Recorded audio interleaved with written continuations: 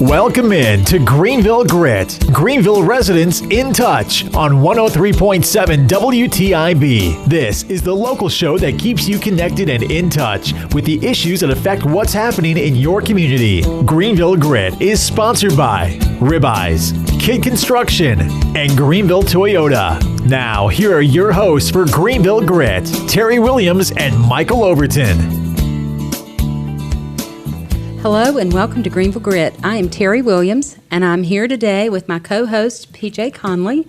Welcome to our Greenville Grit show today. Thank you for having me again. Yeah, and our guest today is Christian Lockamy, Economic Development Liaison for the City of Greenville. And welcome to our show today. And we'll get into some great discussions about so much going on in our city. And you'll tell us, you and PJ, everything that's going on today. But first, let's thank our sponsors. We want to thank Greenville Toyota, who've been with us since the beginning. If you're looking for a new or used vehicle, you can contact them at greenvilletoyota.com, or you can visit them on Memorial Drive, or give them a phone call at 252-321-3000.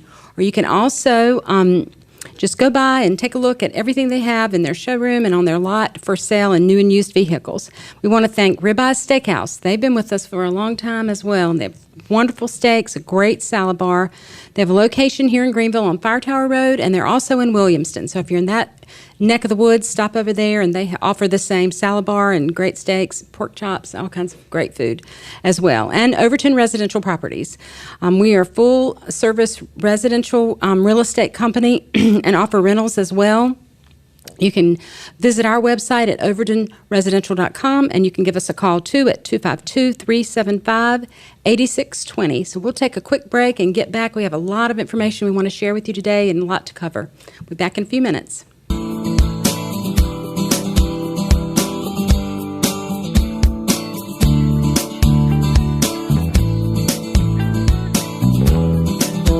Welcome back. We have with us a great guest today, and we're so happy that you're here, Christian Lockamy. And I'm going to let you just kind of tell everybody, what do you do with the City of Greenville as a liaison? Sure, I appreciate you guys having me on. Thank you for being here. My job is the Economic Development Liaison for the city, and so we have a department. There's 4 of us, and our primary job is to work with industries and businesses who are located in Greenville, provide assistance, connect those businesses with state and local incentives, and sort of be their advocate through the city government. Well, that's interesting.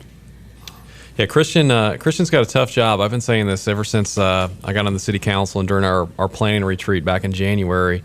The economic development department, in my opinion, is the most important department in the city. And I don't say that lightly. Right. I mean, you guys are pretty much the forefront when companies are looking to locate to our city.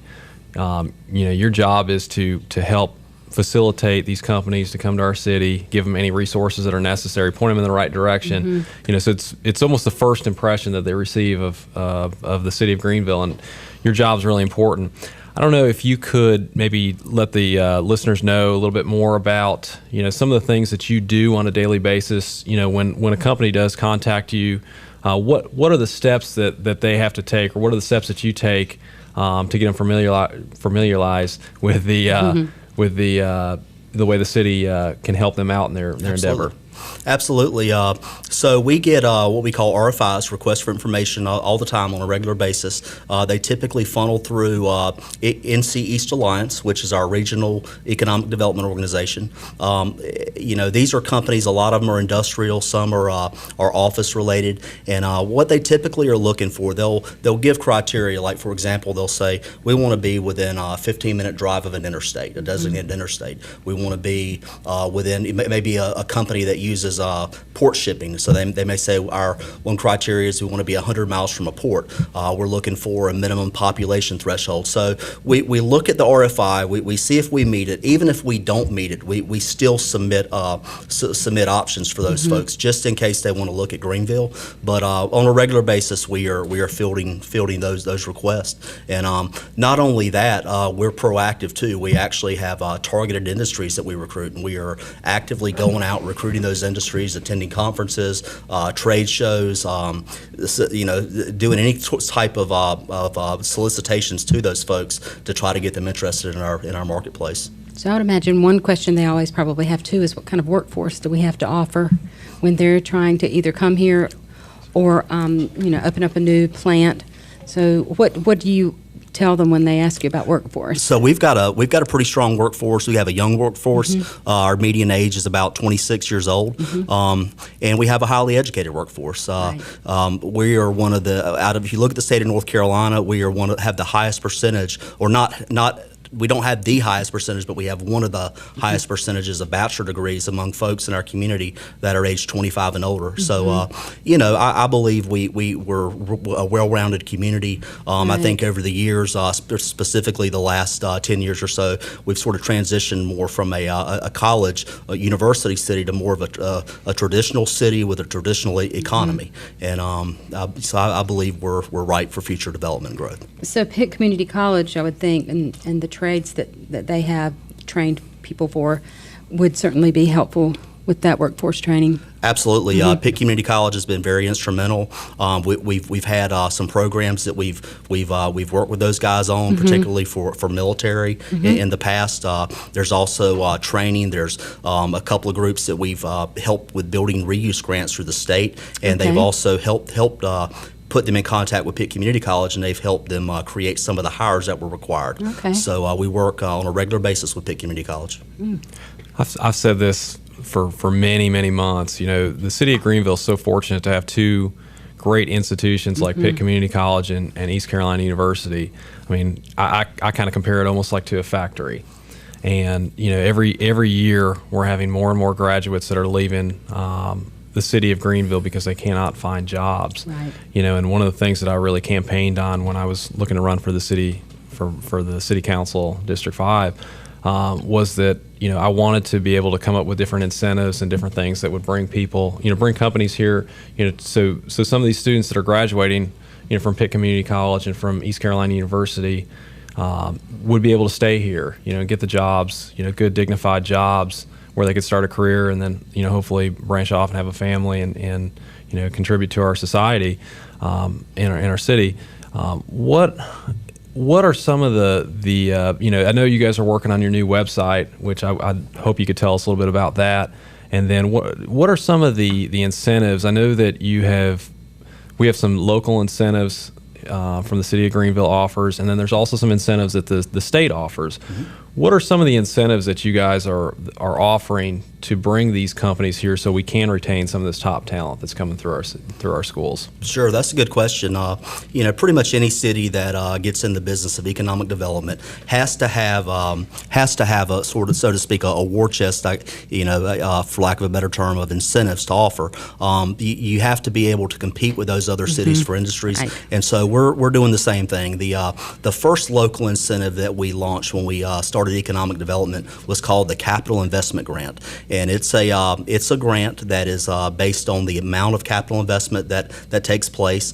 And the way that works is that a portion of the tax money will be sent back to the business over a period of about 5 to 7 years after they apply for the grant. Now, that money, there's definitely strings attached. This with an incentive, typically the agency that offers the incentive gets a little say-so in it, but at the same time, they're typically things that they would do anyway with the development.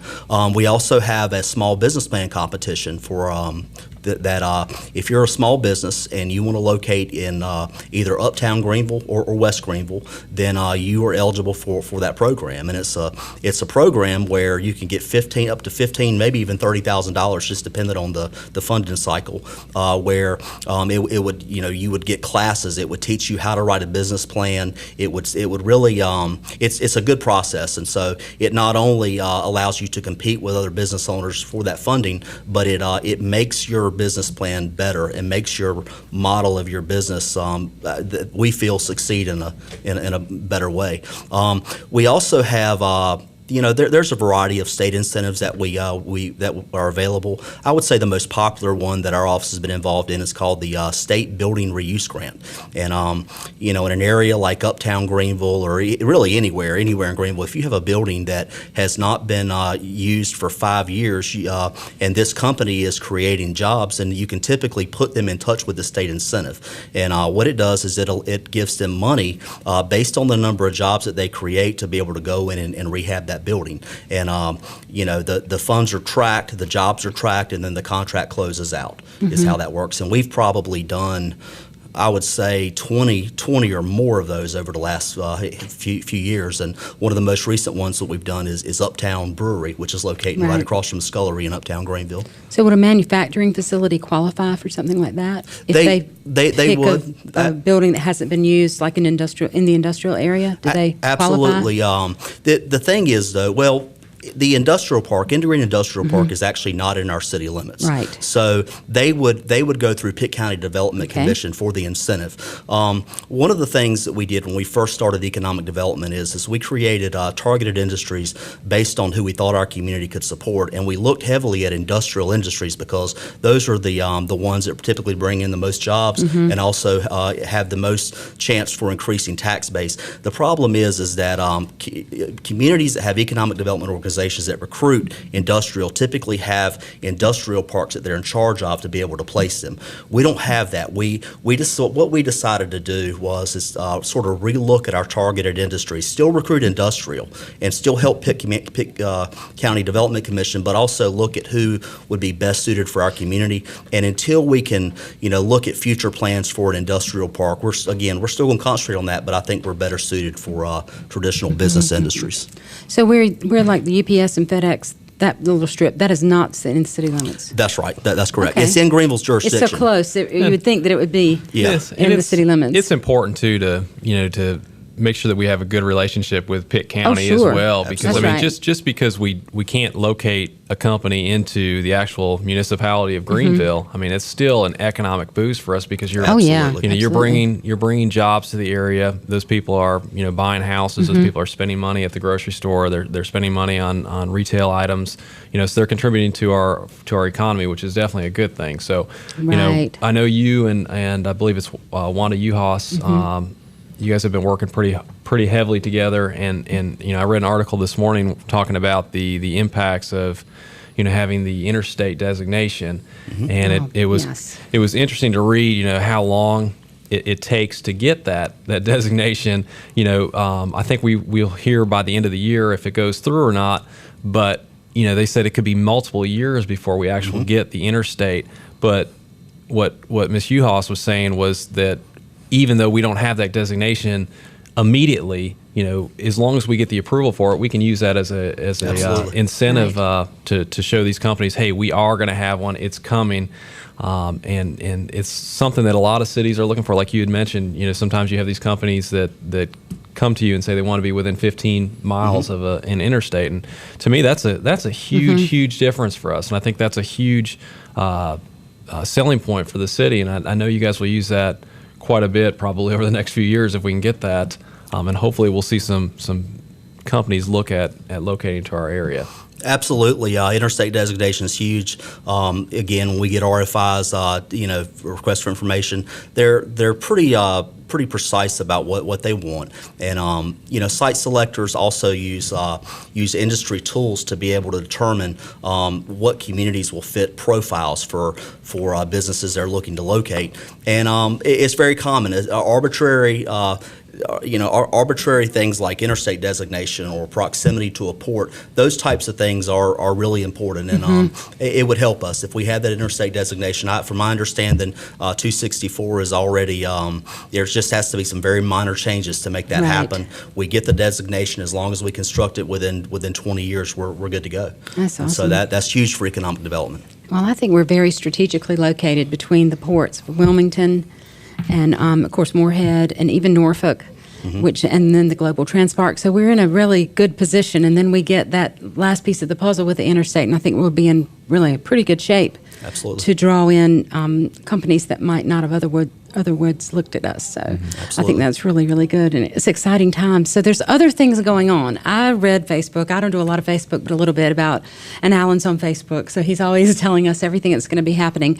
And there's like 9 businesses or so that are getting ready to open. You've already mentioned one, and did you call it Uptown Brewery? But maybe you could share with us some things that we can look forward to, restaurants or businesses that are going to be opening all throughout the city, not just in the Uptown area. Well, I think, I think the thing I would like to share, the thing I'm most proud of, is what's going on in the Uptown area.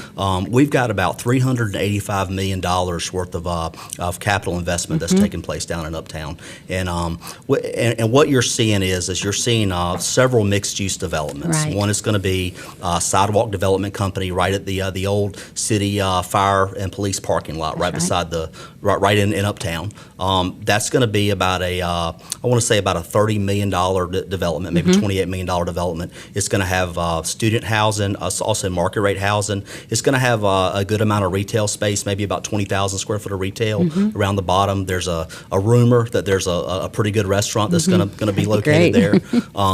There's one of the other developments is called Campus Edge. That's actually right outside of the Uptown, but just across the street on 10th Street. They've cleared all that land by Krispy Kreme for that, and that's a $54 million development that's Taft and Ward developers are doing. That's going to have a parking deck. It's going to have about 625 units worth of student housing, about 20 to 30,000 square foot of retail around the bottom. So all that retail space is going to be opportunities. You've got the Alumni Hotel that's on target for downtown. Going to be right behind Sup Dog's restaurant. Right. We also have what we call the Gather Uptown mixed-use project, which is going to be right beside City Hall on the old Pews lot. Right. And so, just the opportunity there for office and retail space, I believe that and the construction of the 10th Street Connector has created a lot of opportunities for us.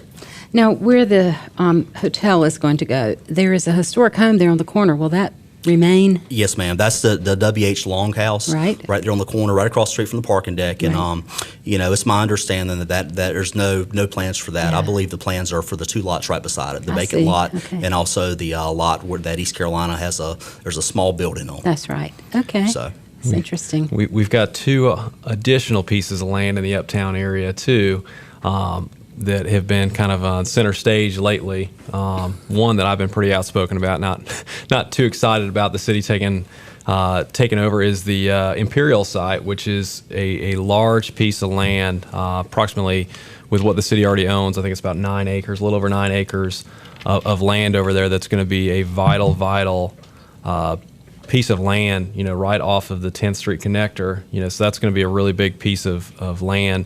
And then also we have recently discussed at one of our city council meetings, I believe it was back in August, the town common, looking at private-public partnerships down there. We, as a city council, I can tell you, we definitely hope that you're out there, marketing and fielding different companies and different partnerships that we could have out there.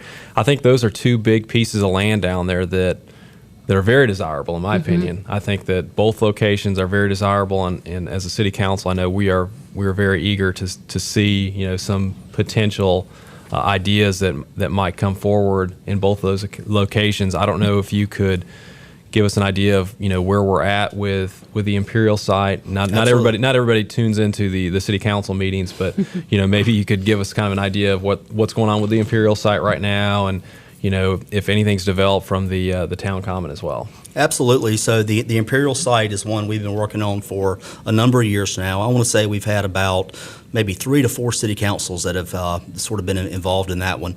And I want to say it was about 2007 or 2008, the old Imperial Tobacco warehouse, which is what it was. It was an old former tobacco business, burned down. And at the time, it was my understanding that they had plans to do something like American Tobacco in Durham, and that just didn't pan out because of the fire. And so what we were left with was an old warehouse that was that majority of it had collapsed. We had a large tract of land, like you're saying, almost 9 acres, and so we had to figure out what we were going to do with it. We could tell that there was a market for other businesses that were popping up all around it, and we didn't want that tract of land to be left out there by itself. And so what we did, we purchased that site, and the city actually, because we're a governmental agency, we have access to federal brownfield funds. Right. And so what it did is it took the risk out for a private developer to be able to go in there and not have to assume almost $500,000 in burden to be able to clean that site up. And so all the contaminants have been cleaned up. I don't know if you guys have followed it, but they've actually removed 2 oil tanks out of the ground recently and found a third. We went through that process, and what we're currently doing is we're partnering with a group called DFI, Development Finance Initiative, out of Chapel Hill UNC School of Government. And what DFI does is they've got about 70 active projects throughout the state and even in Southern Virginia. And what they do is they partner with municipalities to help create public-private partnerships. Cities typically will need parking components that are uptown. So the Imperial site's a good example. We need parking. We need a long-term parking solution over there. And so what DFI is going to do is they're going to assess the marketplace. They're also going to hold a series of public input meetings and get people's opinion about what they would like to see on that site. They're going to come to City Council, to you guys, with a recommendation based on a market feasibility and public input, and they're going to lay out some options for design. And what will happen is the way that works is you guys, City Council, will end up selecting the criteria for it. We'll put an RFI out for developers, or a RFP, request for proposals, and developers, local developers and national developers will submit proposals based on the criteria that we've established. And what will happen is a development concept will be approved, and a developer will be selected based on their proposal, and then it will be built. DFI charges the developer 1.5%. What they do is they do all the pre-engineering on the lot, and that's typically something that the developer would have to do before he went in there regardless. Right. So where does that sit in reference to the GTAC Center, and what's going on with that right now? It's right beside That's what I GTAC, thought. and my understanding, they're going to be breaking ground on GTAC any time. I think the last I heard it was October. Which, for those who may not know, stands for Greenville Transportation and Activities Center. That's correct. And again, just real briefly, because we are running a little bit out of time, but what is going to be in the GTAC Center? Well, the GTAC is going to be an intermodal transportation center. You're going to have county vans that are for the disabled. They're going to use that as a hub. East Carolina is also going to have their buses stop there. The city's going to have the great buses stop there, taxis, that sort of thing. So it's going to drop a lot more traffic off in the uptown area, and also provide a means for the folks that are living there to be able to seek transportation alternatives out of the area. So the parking lot that's going to be the market rate apartment complex, where's that parking lot being moved to? It looks like some parking's already been moved a little bit to the other side of that Gather Uptown, but I don't know what's so the parking that's right beside Gather Uptown, that's actually that was an old office building. Greenville Utilities purchased that 5 parcels over there, and they are that's going to be a long-term parking solution for Greenville Utilities offices. I see. The parking for the mixed-use developments, which is sidewalk development out of Baltimore, that's going to be on the northern portion of the Imperial site, which is adjacent to Nathaniel Village, just south of Nathaniel Village.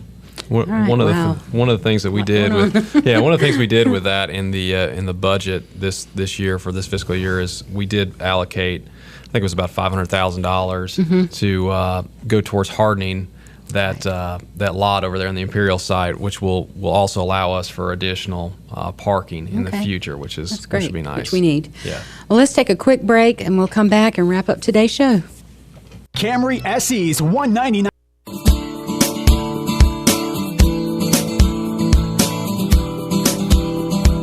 Welcome back. We'll turn everything over to PJ and let him finish up for today. Well, we just want to thank, we had Christian Lockme with us today, and he gave us some very vital information, kind of gave us an idea of what's going on in the city with economic development. And we appreciate everything that you're doing and how hard your office is working right now. We know there's a lot going on between some of the new developments that are starting in our area, and with Public Works, they're busy too with all the road construction that's taking place. And we just want to thank you for coming on the show, take some time out of your busy schedule to give us some information and let everybody understand what's going on. Absolutely. I really appreciate you guys having me on. Thank you very much. Thank you. We want to thank our sponsors again, Greenville Toyota, Ribeye Steakhouse, and Overton Residential Properties. Be sure to tune in with us on Friday nights at 6:30, Saturday mornings at 9:30, and join us again next Wednesday. Thanks again for being with us on the Greenville Grit.